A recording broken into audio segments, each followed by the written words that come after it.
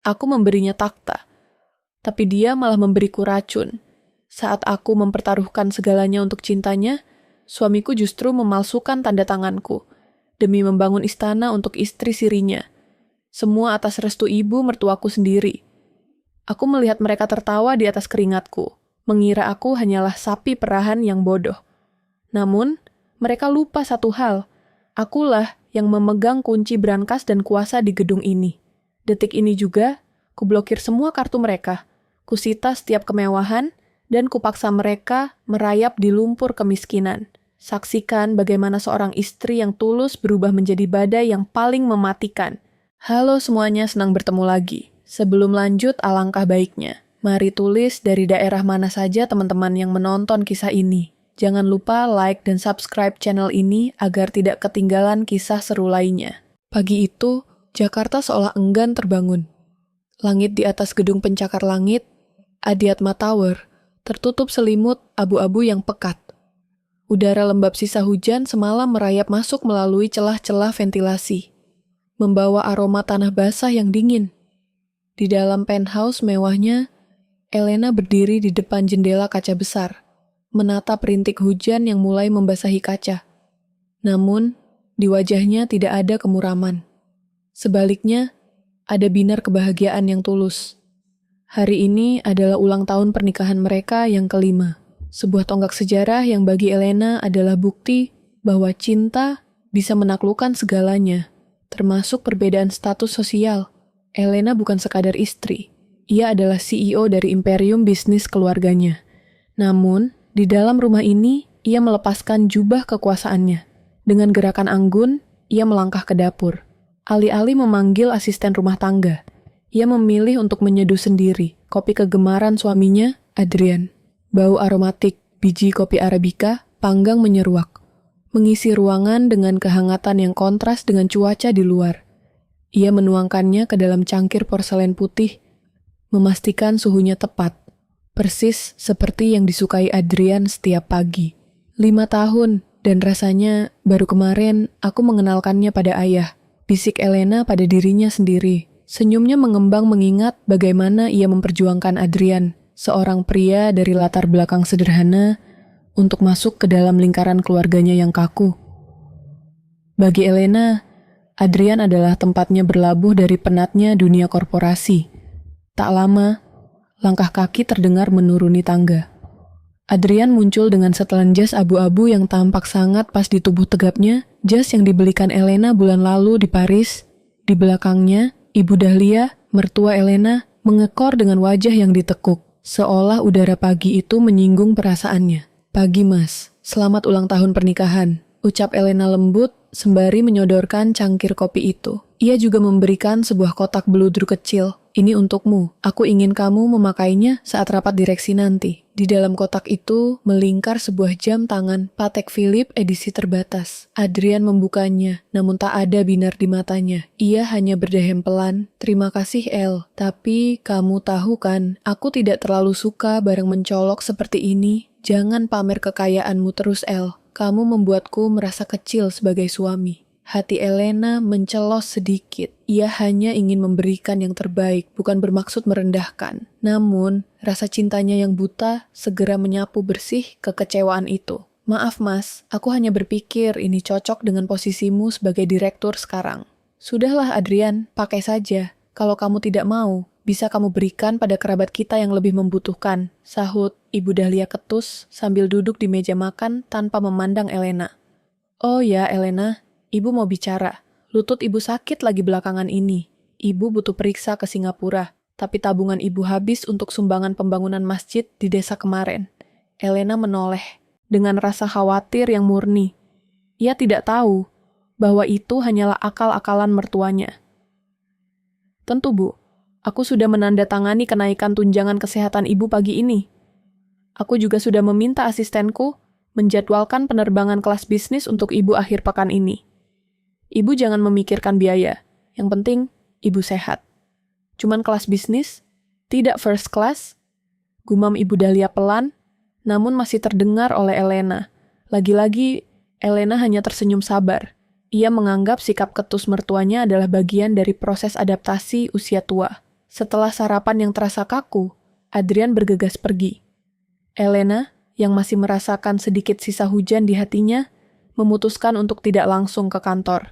Ia pergi ke pusat kota, mengunjungi toko perhiasan langganannya untuk mengambil pesanan khusus. Sebuah bros berlian untuk Ibu Dahlia sebagai tanda syukur karena telah melahirkan pria yang ia cintai. Siang itu, hujan turun semakin deras. Elena keluar dari toko perhiasan dengan perasaan ringan. Namun, sebuah pemandangan kecil di pinggir jalan membuatnya menghentikan langkah. Ia melihat mobil SUV hitam, mobil yang ia berikan pada Adrian sebagai fasilitas direktur, terparkir di depan sebuah kafe yang tidak pernah dikunjungi Adrian sebelumnya. Elena hendak menghampiri, berpikir mungkin suaminya sedang pertemuan mendadak. Namun, tepat saat ia akan melangkah, ia melihat Adrian keluar dari kafe itu. Ia tidak sendiri. Ia memayungi seorang wanita muda yang tertawa manja di lengan Adrian. Di belakang mereka, Ibu Dahlia keluar dengan wajah berseri-seri. Wajah yang sangat berbeda dari wajah kesakitan yang ditunjukkannya saat sarapan tadi. Elena membeku di bawah payungnya.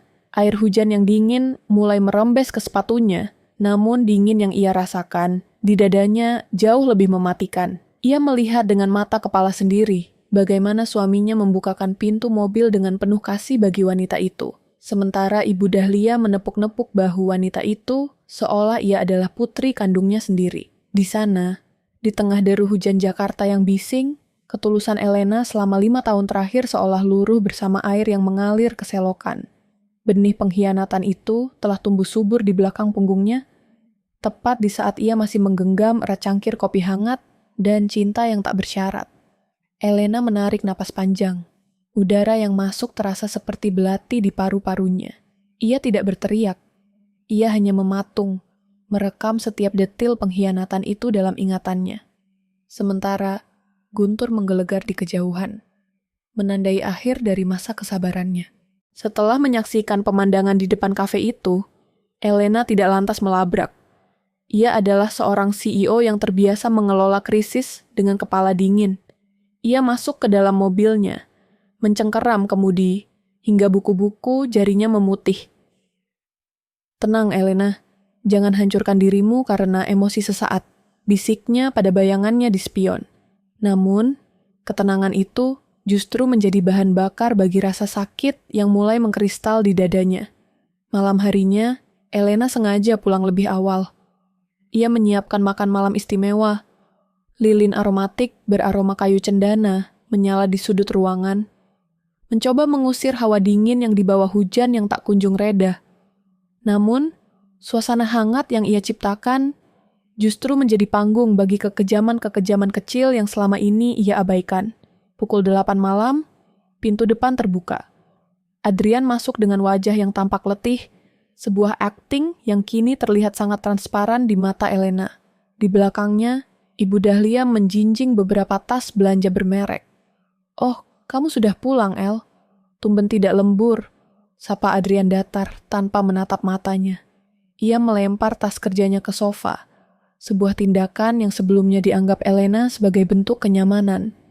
Namun kini terasa seperti penghinaan terhadap rumah yang ia rawat. "Aku ingin kita merayakan ulang tahun pernikahan kita di rumah, Mas. Aku sudah masak steak kesukaanmu," ujar Elena. Suaranya tetap terjaga, meski hatinya berdenyut. Ibu Dahlia mendengus, duduk di meja makan sambil memeriksa kuku-kukunya yang baru saja dimanikur. "Steak lagi. Kamu ini CEO tapi seleranya membosankan. Tadi ibu makan di luar. Makanannya jauh lebih autentik.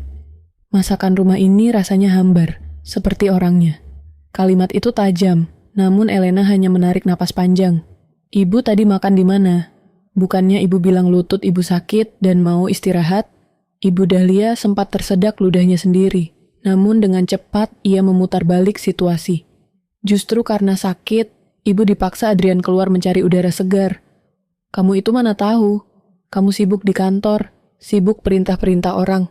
Kamu tidak tahu bagaimana rasanya jadi orang tua yang kesepian di rumah semewah penjara ini." Adrian segera menimpali. "Sudahlah, El. Jangan mulai menginterogasi ibu. Beliau itu orang tua. Kamu memang selalu merasa paling benar hanya karena kamu yang memegang kendali keuangan di sini. Elena terdiam, menatap piring di depannya. Ia ingat betul bagaimana minggu lalu ia membelikan Ibu Dahlia kursi pijat seharga puluhan juta rupiah agar beliau nyaman, namun Ibu Dahlia justru memberikannya kepada asisten rumah tangga dengan alasan barang murahan yang membuat punggungnya gatal. Itu adalah salah satu dari sekian banyak kekejaman kecil yang Elena telan demi menjaga keharmonisan. "Mas, jaketmu basah. Sini, biar aku gantungkan." Elena mencoba mendekat, mencoba mencari sisa-sisa kehangatan dari suaminya. Saat ia mengambil jas Adrian, aroma parfum wanita yang asing, manis, seperti vanila dan mawar, menusuk hidungnya.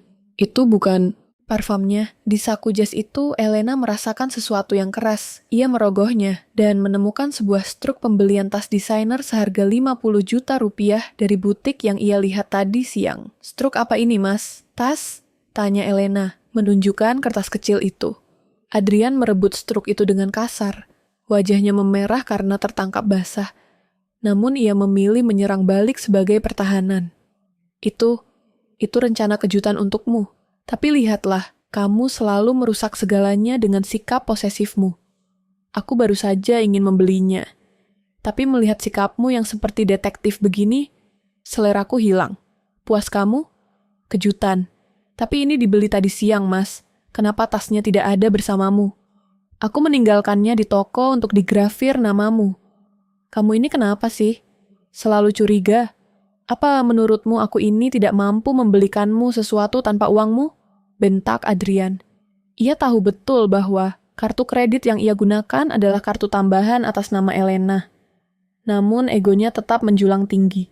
Ibu Dahlia ikut memanas-manasi.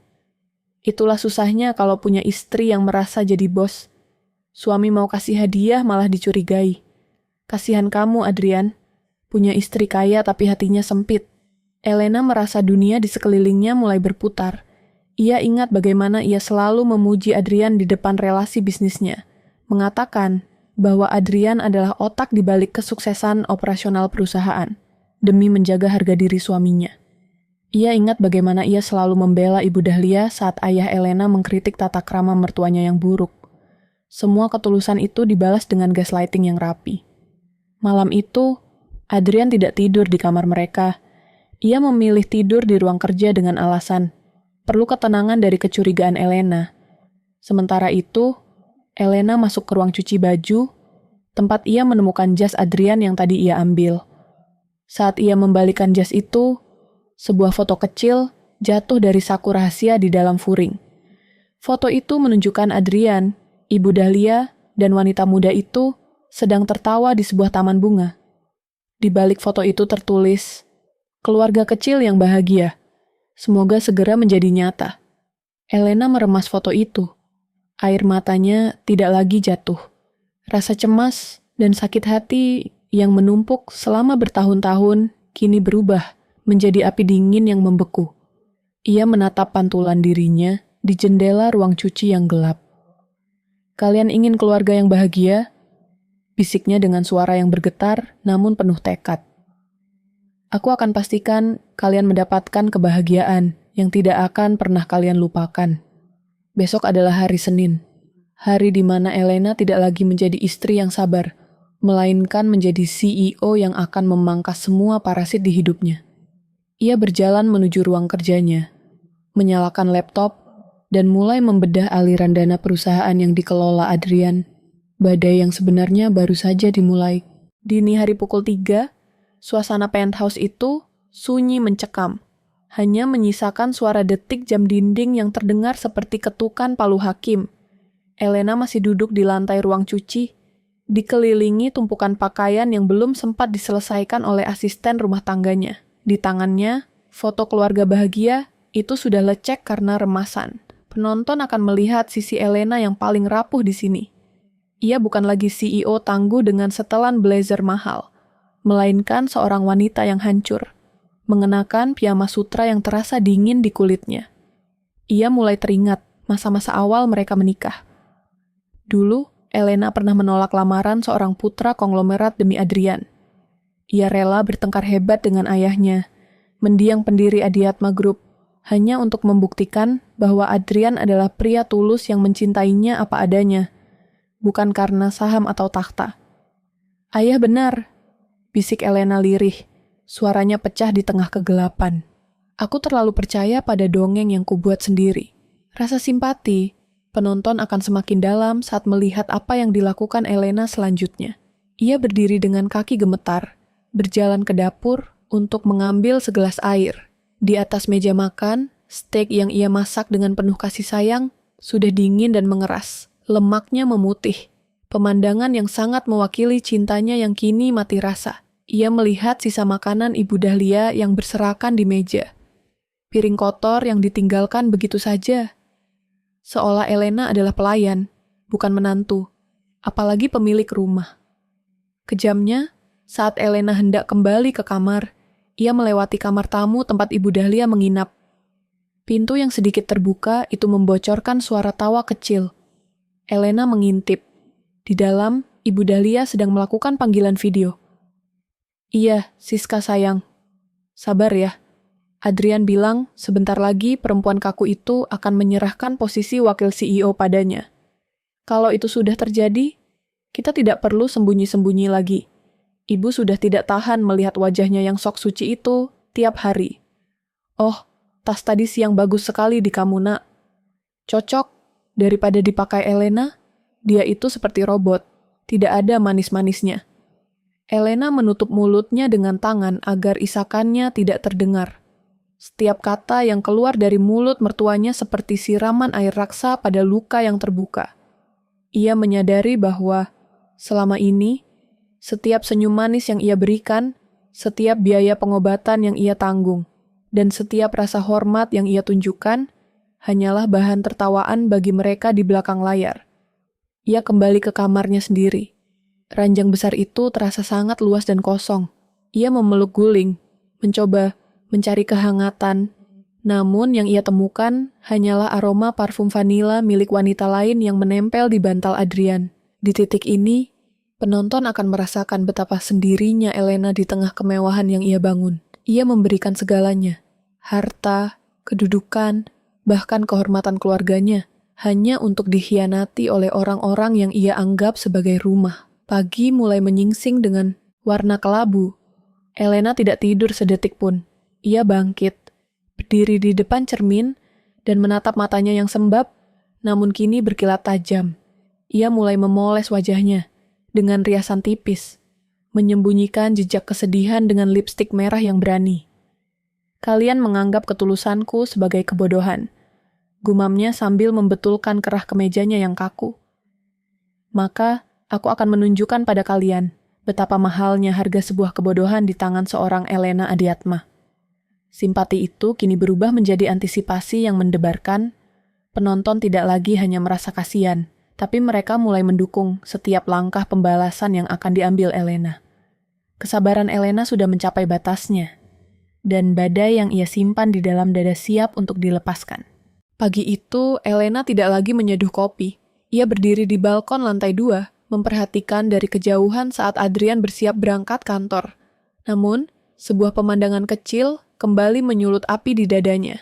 Adrian tampak sibuk memindahkan beberapa kotak besar dari bagasi mobilnya ke mobil kecil milik Ibu Dahlia. Dari labelnya, Elena mengenali itu adalah set alat kesehatan elektronik terbaru dan beberapa paket suplemen impor yang baru saja tiba kemarin sore atas nama Elena. Itu untuk Ibu El, katanya untuk persendiannya. Dalih Adrian saat Elena turun ke garasi. Elena hanya mengangguk pelan, padahal ia tahu persis arah mobil Ibu Dahlia bukan menuju rumah pribadinya, melainkan ke arah pinggiran kota tempat Siska tinggal.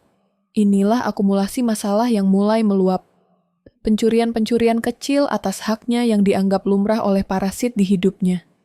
Sesampainya di kantor, suasana semakin memanas. Elena sengaja datang lebih lambat dan masuk melalui lift service agar tidak terlihat. Ia ingin memantau apa yang terjadi jika sang ratu tidak ada di tempatnya. Benar saja, di area lobi utama, ia melihat Ibu Dahlia sedang memarahi salah satu resepsionis senior. Kamu tidak tahu siapa saya? Saya ibunya Pak Direktur. Berikan kunci akses lift VIP untuk tamu saya ini. bentak Bu Dahlia sambil menunjuk Siska yang berdiri di sampingnya dengan kacamata hitam besar. Maaf Bu, tapi sesuai instruksi Ibu CEO, tamu tanpa janji temu harus menunggu di lobi umum. Jawab staf itu dengan suara bergetar. CEO itu menantu saya. Dia tidak akan keberatan. Cepat berikan.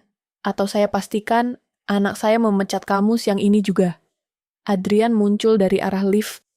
Bukannya menegur ibunya, ia malah merangkul bahu Siska di depan mata para karyawan dan memberikan kartu akses miliknya sendiri. Sudah, jangan dengarkan mereka. Di sini aku yang berkuasa sekarang. Elena yang menyaksikan itu dari balik pilar kaca merasakan mual yang hebat. Bukan hanya pengkhianatan cinta, tapi Adrian mulai merusak profesionalisme perusahaan yang dibangun mendiang ayahnya dengan darah dan keringat.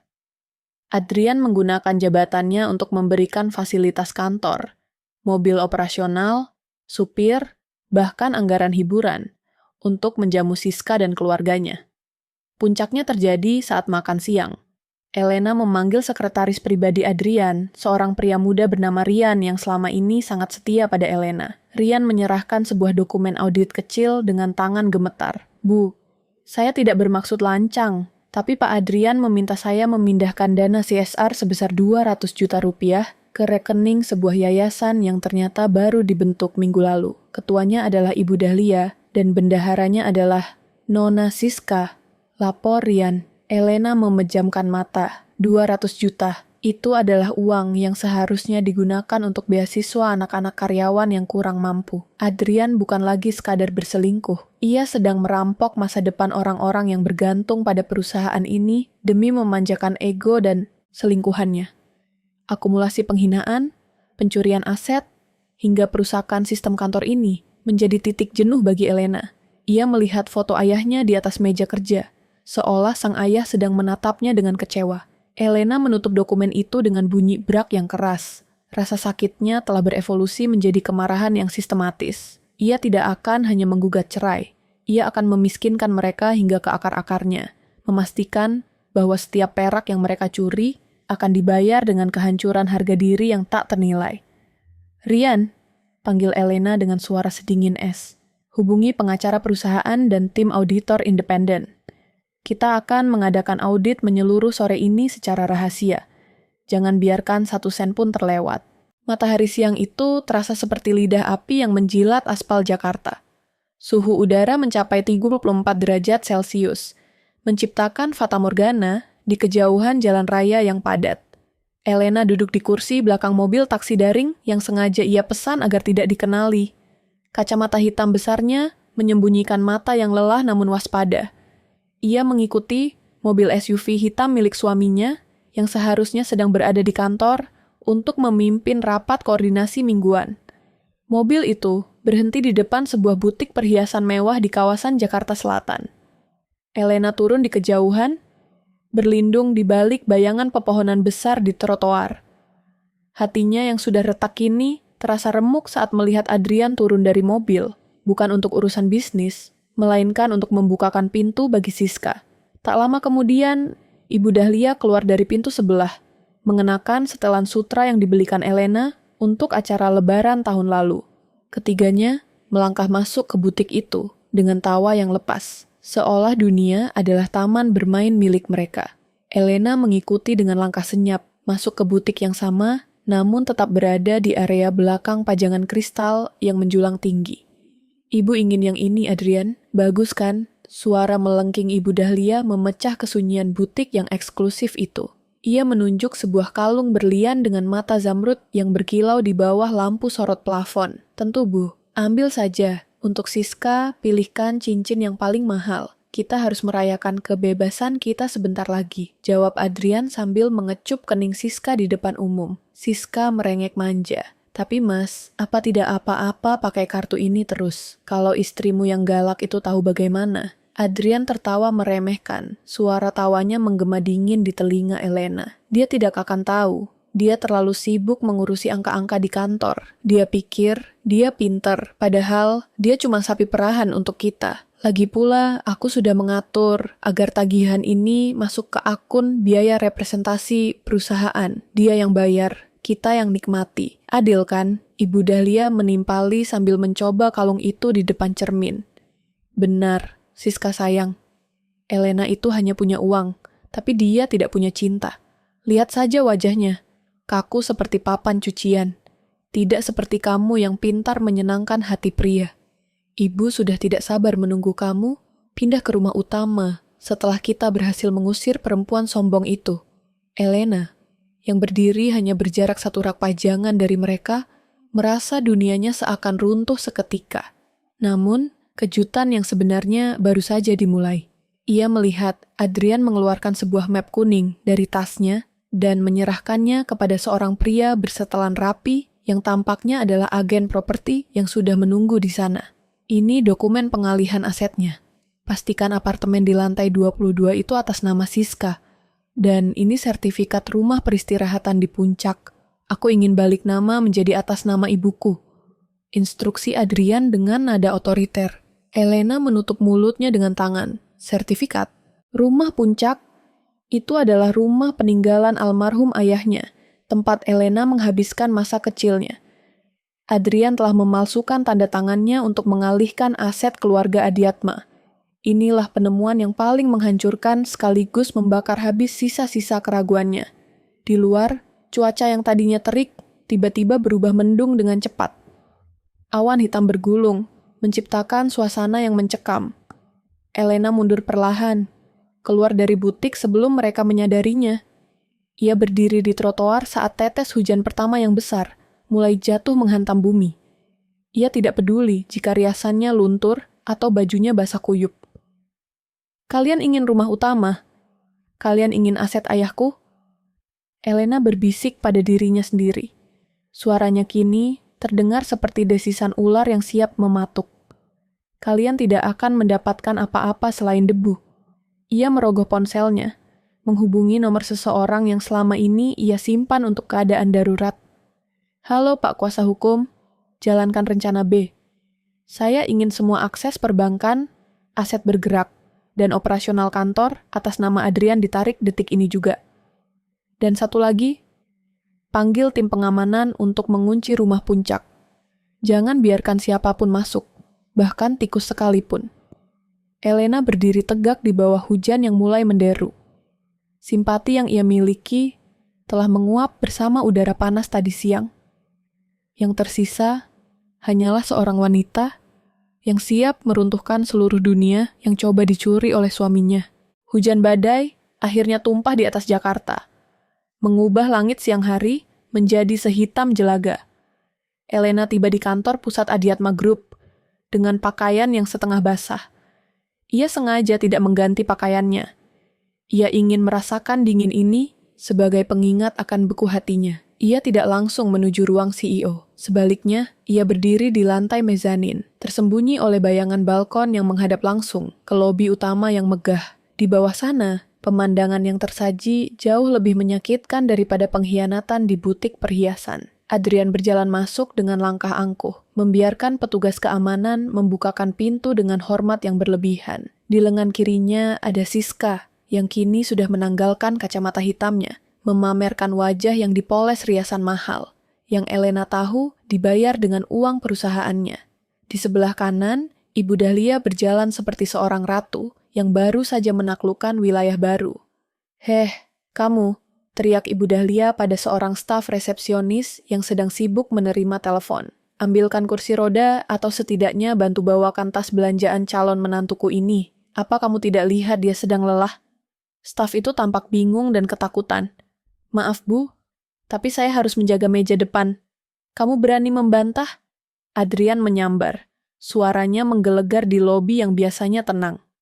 "Dia adalah ibuku dan wanita. Di sampingku ini adalah tamu VVIP perusahaan.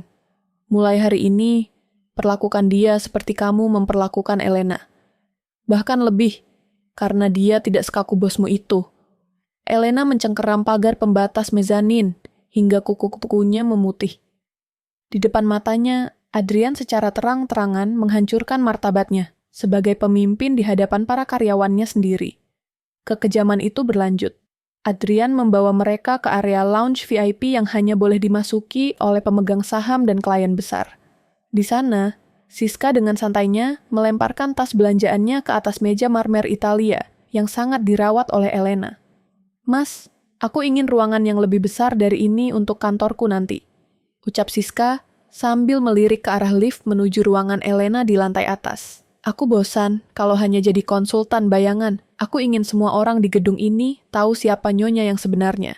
Adrian tertawa kecil sambil mengusap rambut Siska. "Sabar sayang, prosedur pengalihan saham sedang berjalan. Begitu Elena menandatangani berkas investasi baru yang kuselipkan di tumpukan dokumennya sore ini, gedung ini akan menjadi milik kita." "Dia itu bodoh, Siska. Dia terlalu mencintaiku sampai-sampai dia tidak pernah memeriksa apa yang dia tanda tangani jika aku yang memberikannya," sambil memberikan kecupan di keningnya. Ibu Dahlia tertawa terbahak-bahak. Suara tawanya terdengar sangat parau dan jahat. "Benar, si bodoh itu tadi pagi bahkan masih sempat-sempatnya mencemaskan lututku. Dia pikir, aku benar-benar sakit? Aku hanya butuh uang untuk biaya perawatan kecantikanmu, Siska. Biar anakku tidak cepat bosan seperti dia bosan. Pada robot kaku itu." Hinaan itu terlontar begitu bebas di ruang publik kantor. Beberapa staf yang lewat hanya bisa menunduk, merasa canggung, dan kasihan pada bos mereka yang tidak mereka tahu sedang menyaksikan semuanya dari atas. Elena merasakan sesuatu di dalam dirinya patah. Bukan patah karena sedih, tapi patah karena semua beban kesabaran itu akhirnya lepas. Ia melihat Adrian mengeluarkan sebuah map dari tas kerjanya. Map yang sama yang disebutkan Adrian sebagai jebakan untuk Elena. Adrian menyerahkannya pada Siska, seolah itu adalah piala kemenangan. "Ini tiket kebebasan kita, sayang. Sore ini, setelah si kaku itu tanda tangan, kita akan merayakannya di restoran paling mahal di kota ini. Dan dia akan pulang ke rumah yang sudah bukan miliknya lagi." Elena menarik napas dalam-dalam. Udara di lobi itu terasa beracun, penuh dengan aroma parfum vanila Siska dan kebusukan hati Adrian. Namun, ia tidak lagi menangis. Ia mengeluarkan ponselnya, merekam 10 detik terakhir pembicaraan mereka sebagai bukti tambahan. "Kalian pikir aku adalah sapi perahan?" gumam Elena dengan suara yang kini sekeras baja. "Kalian salah. Aku adalah pemilik kandangnya. Dan saatnya aku menutup pintu itu selamanya." Elena berbalik, melangkah menuju lift pribadinya dengan kepala tegak. Di dalam lift yang bergerak naik, ia menatap bayangan dirinya di dinding cermin. Wajahnya pucat, namun matanya berkilat dengan kecerdasan yang mematikan. Puncak krisis ini telah mencapai titik didihnya.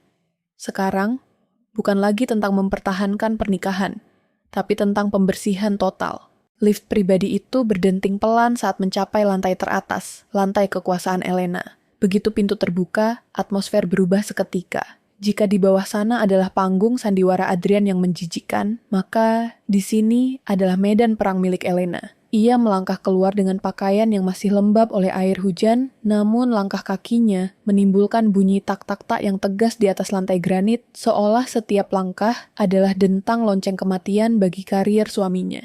Elena masuk ke ruang kerjanya dan langsung mengunci pintu. Ia tidak menuju meja kerjanya, melainkan berdiri di depan dinding kaca besar yang menghadap ke arah kota. Di luar, kilat menyambar, membelah langit Jakarta yang gelap, menerangi wajah Elena yang kini tampak sedingin pahatan es. "Cukup," desisnya. Hanya satu kata, namun mengandung kekuatan yang mampu meruntuhkan gunung. Ia duduk di kursi kebesarannya, menyalakan komputer, dan memanggil Rian melalui saluran internal. "Rian, bawa semua berkas audit asli ke ruanganku sekarang. Dan pastikan tim legal sudah memegang surat pencabutan kuasa penuh atas nama Adrian Adiatma."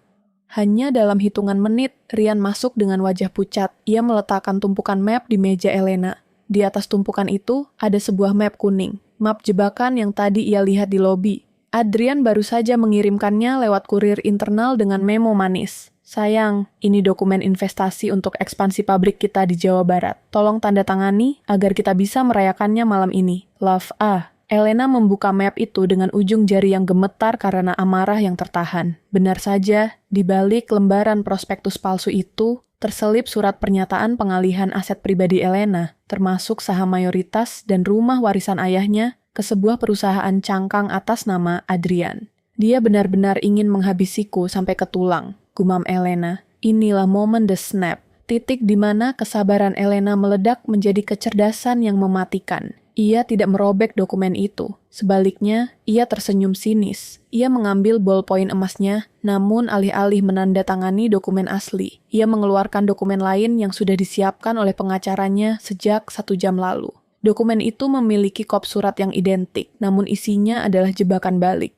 Sebuah pengakuan hutang pribadi Adrian kepada perusahaan sebesar 50 miliar rupiah atas penggunaan dana ilegal, serta surat pengunduran diri sukarela yang tidak bisa diganggu-gugat. Elena dengan lihai menyelipkan halaman tanda tangan Adrian yang asli, yang ia peroleh dari dokumen lain, ke dalam berkas yang akan menjerat pria itu. "Rian," panggil Elena. Suaranya kini terdengar sangat tenang, ketenangan yang jauh lebih menakutkan daripada kemarahan. "Hubungi bagian IT, nonaktifkan semua kartu akses lift, kartu kredit korporat, dan akses perbankan digital atas nama Adrian Adiatma dan Ibu Dahlia. Lakukan tepat pukul 16 Marsal saat rapat pleno dimulai." "Lalu bagaimana dengan Nona Siska, Bu?" tanya Rian. "Biarkan dia merasa di atas awan sebentar lagi." Elena menyandarkan punggungnya ke kursi.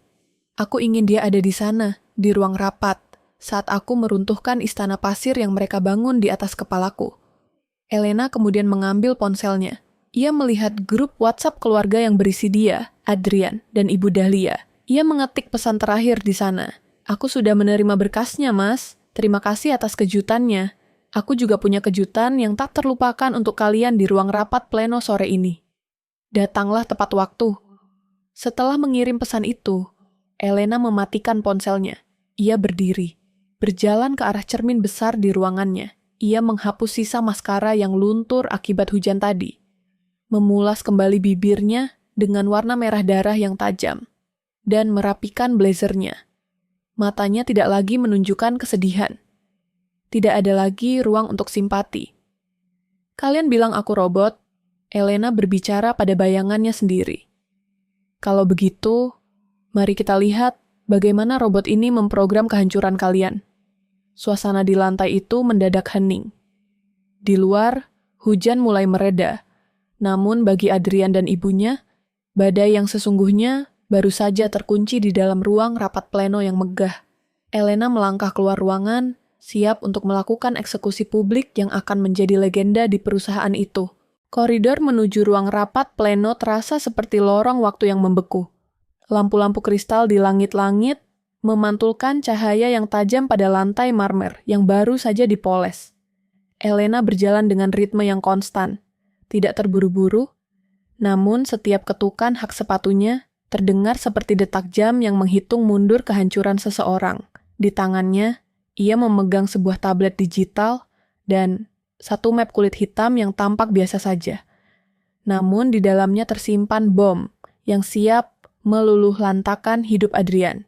Wajah Elena kini benar-benar tanpa ekspresi, sebuah topeng porselen yang sempurna. Inilah aksi dingin seorang pemimpin yang telah mematikan fungsi hatinya demi menyelamatkan martabatnya. Sebelum mencapai pintu ganda ruang rapat, Elena berhenti sejenak di depan meja sekretaris utama. Ia melihat seorang staf sedang menyiapkan buket bunga mawar besar atas perintah Adrian. "Untuk siapa bunga itu?" tanya Elena datar.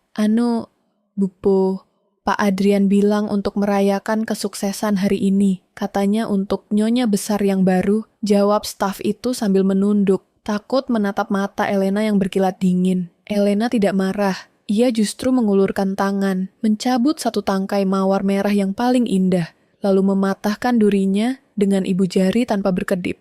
Cantik, tapi mawar tanpa duri tidak akan bisa bertahan lama. Simpan bunganya di luar.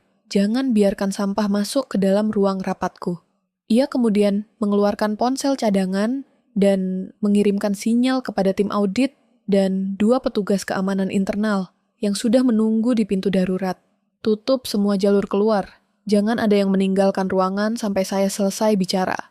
Perintahnya singkat melalui pesan suara. Elena menarik napas panjang, menghirup aroma maskulin dari parfum kayu cendana yang memenuhi koridor. Aroma yang dulu ia sukai karena mengingatkannya pada Adrian. Namun kini terasa seperti bau busuk pengkhianatan. Ia memperbaiki letak jam tangan Patek Philippe pemiliknya. Bukan jam yang ia hadiahkan untuk Adrian, melainkan jam warisan ayahnya. Ia ingin ayahnya menyaksikan bagaimana ia mempertahankan kehormatan keluarga Adiatma. Rian, panggilnya pada asistennya yang setia mengekor di belakang. Apakah semua layar di ruang rapat sudah terhubung ke server pribadiku? Sudah, Bu. Begitu ibu menekan tombol play, seluruh rekaman CCTV butik, rekaman lobi, dan mutasi rekening siluman itu akan muncul secara otomatis. Bagus. Elena menatap pintu kayu jati besar di depannya. Di balik pintu itu, ia bisa mendengar sayup-sayup suara tawa pongah Adrian dan suara Ibu Dahlia yang sedang memesan menu makan malam mewah lewat telepon. Elena tidak langsung mendobrak. Ia berdiri di sana selama 10 detik dalam keheningan yang mencekam. Ia menikmati saat-saat terakhir Adrian merasa di atas angin.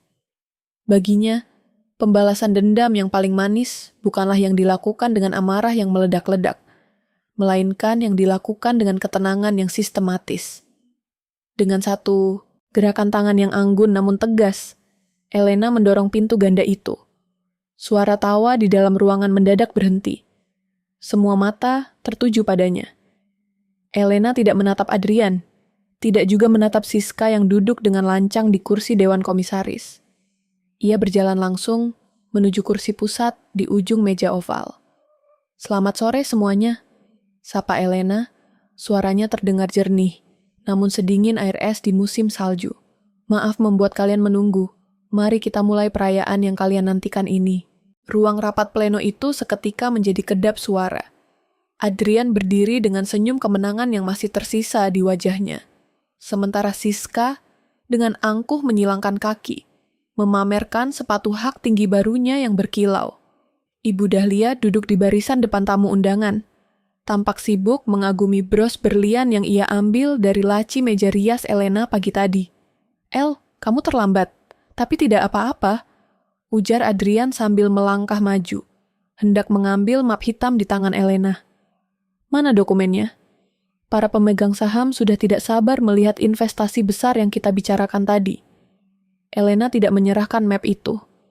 Ia melangkah melewati Adrian seolah pria itu hanyalah udara kosong, lalu duduk di kursi CEO. Dengan gerakan tenang, ia meletakkan tablet digitalnya di atas meja. Klik. Seketika, layar raksasa di belakangnya menyala. Namun bukan grafik pertumbuhan perusahaan yang muncul. Layar itu menampilkan rekaman CCTV butik perhiasan tadi siang dengan suara yang sangat jernih. Suara Adrian yang menyebut Elena, sapi perahan, dan robot kaku menggema di seluruh ruangan, memantul di dinding-dinding kaca yang dingin. Wajah Adrian berubah dari merah menjadi pucat pasi dalam hitungan detik. Siska tersedak minumannya, sementara para pemegang saham mulai berbisik riuh. Ini apa-apaan, El? Ini pasti editan. Ini sabotase. Teriak Adrian, suaranya naik 1 oktav karena panik. "Diam, Adrian," ucap Elena pelan, namun getaran suaranya sanggup membungkam seluruh ruangan. "Aku belum selesai." Elena menyentuh layar tabletnya lagi. Muncul deretan angka audit berwarna merah yang menunjukkan aliran dana perusahaan sebesar 50 miliar rupiah yang dilarikan ke rekening yayasan fiktif milik Ibu Dahlia. Di sampingnya, terpampang jelas foto sertifikat rumah puncak yang telah dipalsukan tanda tangannya. "Kamu ingin aku menandatangani dokumen investasi itu, kan?" Elena mengeluarkan map kuning milik Adrian, lalu merobeknya menjadi 2 di depan wajah suaminya. Serpihan kertas itu jatuh seperti salju yang kotor di atas sepatu mahal Adrian. "Aku sudah menandatangani dokumen lain, sebuah surat pengakuan hutang dan penarikan seluruh aset atas namamu karena pelanggaran berat kode etik dan tindak pidana penggelapan." Ibu Dahlia berdiri, wajahnya merah padam. "Elena, kamu tidak bisa melakukan ini pada suamimu sendiri, ini penghinaan." Elena menatap mertuanya dengan tatapan paling dingin yang pernah ia miliki. Yang ibu sebut penghinaan adalah ketika ibu menggunakan uang beasiswa anak-anak yatim untuk membeli kalung zamrud yang ibu pakai sekarang. Satpam, 2 petugas keamanan masuk dan berdiri di belakang Adrian serta Siska. "Mulai detik ini, Adrian Adiatma, kamu diberhentikan secara tidak hormat dari jabatan direktur. Dan karena kamu telah menggunakan dana perusahaan secara ilegal, Semua kartu kredit, akses mobil, dan fasilitas apartemen yang kamu berikan pada wanita ini telah dinonaktifkan. Elena berdiri, tangannya bertumpu pada meja. Tapi aku masih punya sedikit belas. Kasihan, aku tidak akan menjebloskanmu ke penjara hari ini. Asal kamu menandatangani surat pengalihan seluruh aset pribadimu sebagai ganti rugi perusahaan. Kamu gila, El. Aku tidak punya apa-apa lagi kalau begitu, raung Adrian. Tepat sekali, jawab Elena sinis. Kamu masuk ke gedung ini dengan tangan kosong 5 tahun lalu. Dan kamu akan keluar dengan cara yang sama. Oh, dan satu lagi. Untuk membayar sisa hutangmu, aku telah menyiapkan posisi baru untukmu di bagian sanitasi gudang belakang. Kamu bisa mulai menyapu besok pagi dengan gaji UMR yang langsung dipotong untuk cicilan ganti rugi. Elena menoleh ke arah Siska yang mulai menangis ketakutan. Dan untukmu, Nona menantu kesayangan, silakan tinggalkan semua barang yang dibeli dengan kartu korporatku di ruangan ini. Termasuk tas dan sepatu itu, kamu bisa keluar tanpa alas kaki, atau aku panggil polisi sekarang juga. Suasana ruangan menjadi sangat mencekam saat Siska dengan gemetar melepas sepatunya. Sementara Ibu Dahlia jatuh terduduk di kursinya, menyadari bahwa takhta palsunya telah runtuh total. Elena berdiri tegak, tak tergoyahkan, seperti seorang ratu yang baru saja memenangkan perang tersulit dalam hidupnya. Setelah ruang rapat dikosongkan dari para pemegang saham yang masih berbisik kaget, Elena mengisyaratkan petugas keamanan untuk menunggu di luar pintu. Kini, hanya tersisa Elena, Adrian, dan Ibu Dahlia di dalam ruangan yang luas itu. Siska telah melarikan diri dengan bertelanjang kaki, meninggalkan tas bermereknya di atas meja. Seolah benda itu adalah barang curian yang panas. Adrian berdiri di pojok ruangan, bahunya merosot, wajahnya tampak 10 tahun lebih tua. Sementara itu, Ibu Dahlia masih mencoba mempertahankan sisa-sisa kesombongannya dengan menggenggam erat tas tangannya. El, tolonglah, kita bisa bicarakan ini baik-baik di rumah. Suara Adrian parau, mencoba memancing sisa-sisa kasih sayang Elena. Ia melangkah mendekat, hendak menyentuh tangan istrinya. Namun Elena menarik tangannya dengan gerakan yang menunjukkan rasa jijik yang murni. Rumah, Elena tertawa kecil, suara tawa yang kering tanpa sedikit pun rasa humor. Rumah yang mana, Adrian? Rumah yang kamu rencanakan untuk dihuni bersama Siska? Atau rumah puncak yang kamu curi dari kenangan mendiang ayahku? Aku melakukan itu karena aku merasa tidak berharga di sampingmu. Adrian berteriak tiba-tiba, sebuah ledakan ego yang putus asa. Setiap hari aku harus hidup di bawah bayang-bayang namamu. Kamu CEO, kamu pemilik segalanya. Aku hanya ingin merasa seperti laki-laki yang punya kuasa. Elena menatap suaminya dengan tatapan yang sangat datar. Kamu ingin kuasa, tapi kamu tidak punya tanggung jawab. Kamu ingin dihormati, tapi kamu sendiri tidak punya kehormatan. Aku memberikanmu segalanya, jabatan, kepercayaan, bahkan hatiku. Bukan untuk membuatmu merasa kecil, tapi untuk mengangkatmu bersamaku. Tapi ternyata, mentalmu memang hanya sebatas parasit. Ibu Dahlia menyela dengan suara melengking. Kamu itu menantu durhaka, Elena. Harusnya kamu menjaga aib suamimu, bukan mempermalukannya di depan orang banyak. Apa kata orang-orang nanti? Elena menoleh perlahan pada mertuanya. Aib? Ibu bicara tentang aib setelah ibu membantu anak kandung ibu sendiri berzina dan merampok istrinya? Ibu adalah orang yang paling sering aku doakan kesehatannya setiap malam. Namun ternyata, ibu adalah racun yang paling mematikan di rumahku. Elena berjalan menuju meja, mengambil bros berlian yang tadi sempat dilepaskan Ibu Dahlia dengan gemetar. Elena memutar-mutar bros itu di bawah lampu. Bros ini harganya cukup untuk memberi makan satu desa selama sebulan, dan ibu merasa berhak memakainya saat ibu tahu ini dibeli dari uang pendidikan adikku yang ibu gelapkan. Elena meletakkan bros itu dengan bunyi klang yang tajam. Ia menatap Adrian satu kali lagi, terakhir kalinya sebagai seorang istri. Mulai hari ini, aku bukan lagi dompetmu, bukan lagi istrimu, dan bukan lagi pelindungmu. Pengacara sudah menyiapkan surat cerai, tanda tangani sekarang. Atau aku akan memastikan tuntutan pidana penggelapan aset ini berjalan sampai kamu membusuk di penjara. Adrian menatap surat cerai di atas meja dengan tangan. Gemetar, ia menyadari bahwa di depan Elena yang sekarang tidak ada lagi ruang untuk negosiasi atau rayuan. Kesabaran Elena yang selama ini ia injak-injak telah berubah menjadi pedang yang kini berada tepat di lehernya. "Tanda tangani, Adrian," bisik Elena sedingin es. "Atau kamu keluar dari gedung ini langsung menuju jeruji besi."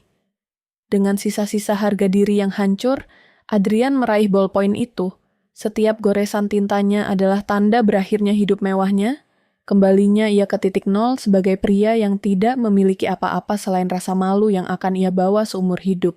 Pagi hari yang gersang 1 minggu kemudian, matahari terbit dengan cahaya yang menyilaukan, memantul pada aspal gudang logistik Adiatma Group yang berdebu. Udara pengap bercampur aroma solar dan kardus lembab. Adrian berdiri di depan gerbang gudang belakang, mengenakan seragam pekerja kasar berwarna biru kusam yang ukurannya sedikit terlalu besar. Tidak ada lagi setelan jas pesanan khusus dari Paris atau parfum kayu cendana yang mahal. Kini, bau tubuhnya adalah bau keringat dan keputusasaan. Tangannya yang dulu halus karena hanya digunakan untuk menandatangani dokumen, kini gemetar memegang gagang sapu lidi dan pengki plastik. "Ayo cepat, jangan bengong saja. Kardus-kardus di blok C harus sudah rapi sebelum jam 10. Teriak kepala gudang, seorang pria yang dulu selalu membungkuk hormat saat Adrian melintas dengan mobil mewahnya. Kini, pria itu menatap Adrian dengan tatapan merendahkan yang sangat terang-terangan. Adrian mulai menyapu lantai semen yang kasar. Setiap gesekan, sapunya terasa seperti ejekan. Para buruh angkut yang lewat sengaja menyenggol bahunya sambil berbisik-bisik, "Lihat itu, mantan direktur yang makan uang rakyat sendiri." Ternyata cuma segini kemampuannya. Adrian hanya bisa menunduk. Wajahnya memerah padam, menyembunyikan matanya yang berkaca-kaca karena malu yang tak tertahankan. Sementara itu, di sudut lain kota, sebuah pemandangan yang tak kalah menyedihkan terjadi. Ibu Dahlia berdiri di pinggir jalan depan sebuah rumah kontrakan sempit di gang buntu. Semua barang mewahnya telah disita oleh tim kurator perusahaan karena terbukti dibeli dari dana penggelapan. Ia hanya diizinkan membawa 1 koper pakaian bekas. "Ibu tidak bisa tinggal di sini, Adrian. Ini tempat kumuh. Mana mobilnya? Mana sopirnya?" Teriaknya histeris saat menelepon Adrian yang sedang istirahat, makan siang, dengan nasi bungkus murah, di pinggir selokan gudang.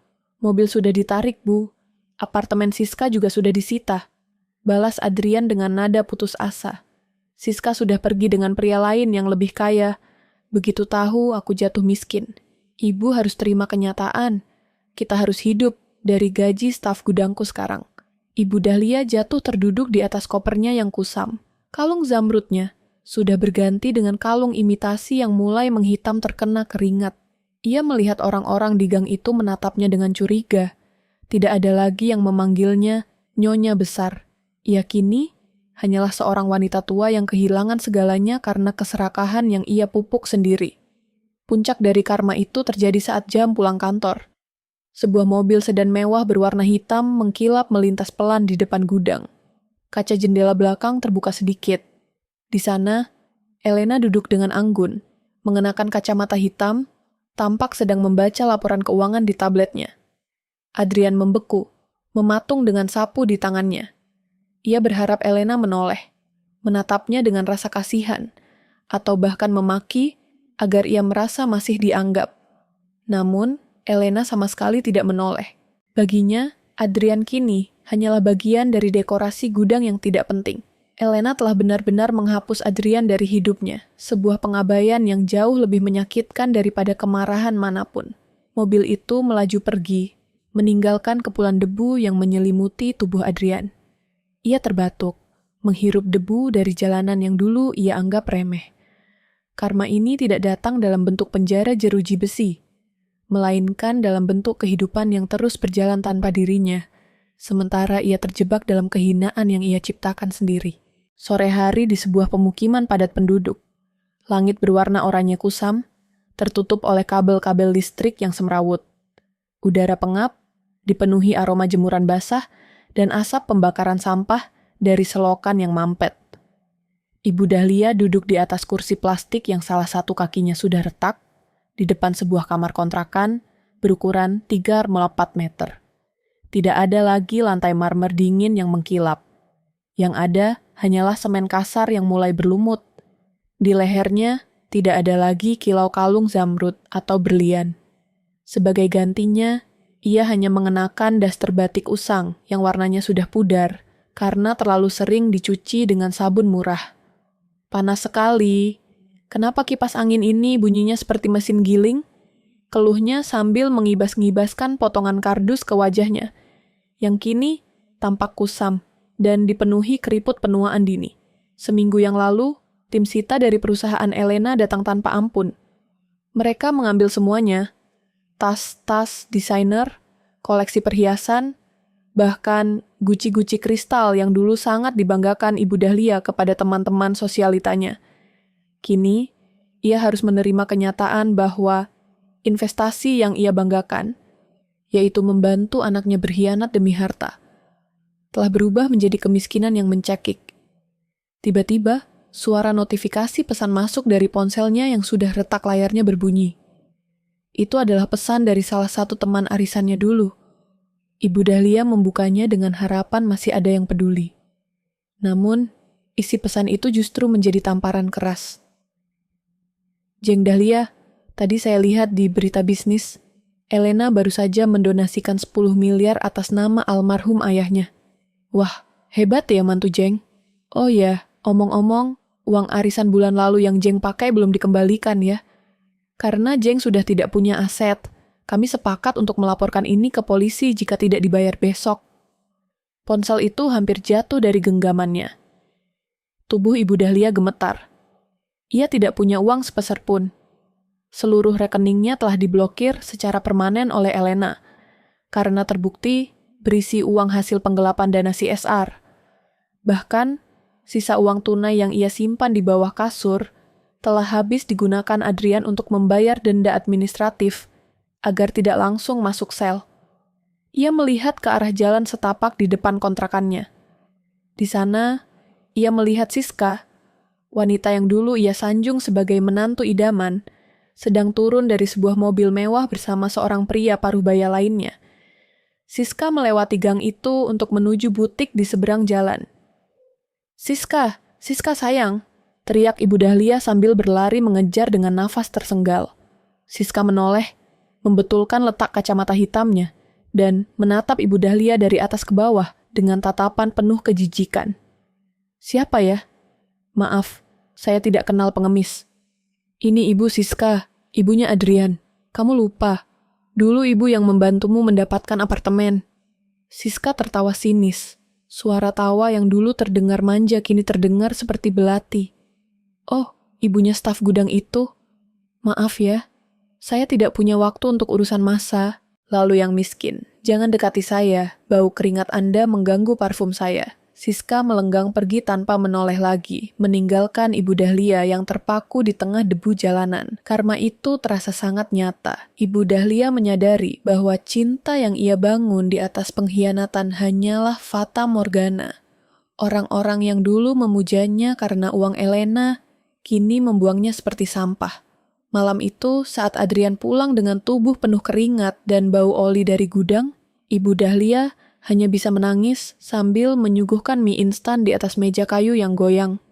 Ia teringat bagaimana dulu Elena selalu menyiapkan sup sarang burung walet dan vitamin mahal untuknya setiap pagi. Ia teringat betapa empuknya kasur di rumah Elena. Kini, ia harus tidur di atas kasur tipis dengan suara bising dari tetangga sebelah yang hanya dibatasi tembok triplek. Setiap kali ia menutup mata, wajah dingin Elena yang berkata, "Silahkan hidup dengan gaji staf gudang anak ibu," terus terngiang seperti kutukan yang tak kunjung usai. Itulah penjara yang sebenarnya bagi Ibu Dahlia. Hidup dalam kemelaratan sambil terus dihantui oleh bayang-bayang kemewahan yang ia hancurkan sendiri karena keserakahannya. Sore hari yang damai di lantai teratas Adiatma Tower. Langit Jakarta yang biasanya penuh polusi kini tampak bersih setelah diguyur hujan lebat semalam. Semburat warna ungu dan emas menghiasi cakrawala, menciptakan pemandangan yang tenang dan agung. Elena berdiri di balkon kantornya, tempat yang sama di mana ia dulu sering merasa bimbang. Namun kini tidak ada lagi jejak kelelahan di wajahnya. Ia mengenakan terusan sutra berwarna biru dongker yang elegan, rambutnya tergerai indah tertiup angin sore. Di tangannya, ia memegang sebuah amplop coklat kecil. Keputusan resmi pengadilan mengenai perceraian dan pengalihan seluruh aset kembali ke namanya. Ia masuk kembali ke dalam ruangan. Ruangan itu telah berubah total. Semua perabotan pilihan Adrian dan Ibu Dahlia yang berkesan sombong telah disingkirkan. Kini, ruangan itu didominasi oleh tanaman hijau yang segar dan karya seni kontemporer yang mencerminkan jati diri Elena yang sebenarnya. Kuat, cerdas, dan mandiri. Di atas meja kerjanya yang luas, terdapat sebuah bingkai foto baru. Bukan lagi foto pernikahan palsu yang penuh kepura-puraan, melainkan foto Elena bersama mendiang ayahnya saat ia lulus kuliah. Ia mengusap bingkai itu dengan lembut. "Aku sudah menjaganya, Ayah. Amanahmu, perusahaan kita, dan harga diri kita." Rian mengetuk pintu dengan sopan. "Bu Elena, mobil sudah siap. Kita ada pertemuan dengan Dewan Direksi baru untuk membahas proyek ekspansi hijau di Kalimantan." Elena mengangguk tipis. "Terima kasih, Rian." "Oh ya, bagaimana kabar karyawan baru di gudang C?" Rian tersenyum simpul, sebuah senyum yang mengandung pembalasan yang manis. Adrian baru saja mendapat surat peringatan pertama karena datang terlambat. Rupanya, ia kesulitan menyesuaikan diri dengan jadwal bus kota. Dan Ibu Dahlia, kabarnya ia sedang mencari pinjaman ke sana kemari untuk membayar hutang arisannya. Elena tidak tertawa. Baginya, mereka sudah tidak lagi memiliki nilai emosional untuk ditertawakan. Biarkan saja. Pastikan semua prosedur di gudang berjalan sesuai aturan perusahaan. Tidak ada perlakuan khusus, baik itu kejam maupun istimewa. Perlakukan dia sebagaimana ia berhak diperlakukan sebagai staf rendahan.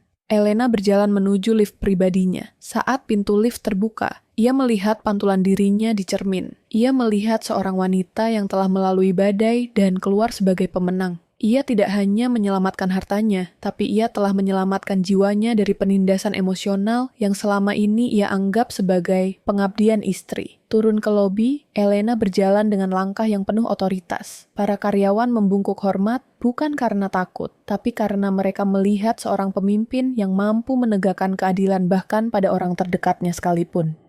Di depan gedung, mobil sedan hitamnya sudah menunggu. Sebelum masuk ke mobil, Elena sempat menoleh ke arah sayap belakang gedung, arah menuju gudang logistik yang kumuh. Ia menarik napas dalam-dalam, menghirup udara kebebasan, lalu masuk ke mobilnya tanpa menoleh lagi. Mobil itu melaju membelah kemacetan Jakarta, menuju masa depan yang cerah dan bersih. Kamera menjauh, memperlihatkan gedung Adiatma Tower yang berdiri kokoh di antara gedung-gedung lainnya, melambangkan kekuasaan Elena yang tak tergoyahkan. Layar perlahan meredup menjadi hitam, dan sebuah kutipan muncul di tengah layar. "Cinta yang tulus adalah anugerah, namun ketegasan adalah perlindungan. Jangan biarkan ketulusanmu menjadi pintu masuk bagi mereka yang ingin menghancurkanmu."